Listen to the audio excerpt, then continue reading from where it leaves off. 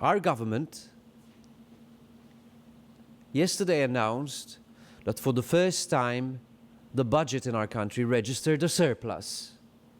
And everyone was so excited that the government announced that it registered a surplus. However, because we are now used to the current government and its populist ways, we never take what they say without checking. We always take them with a pinch of salt. And sure enough, we checked,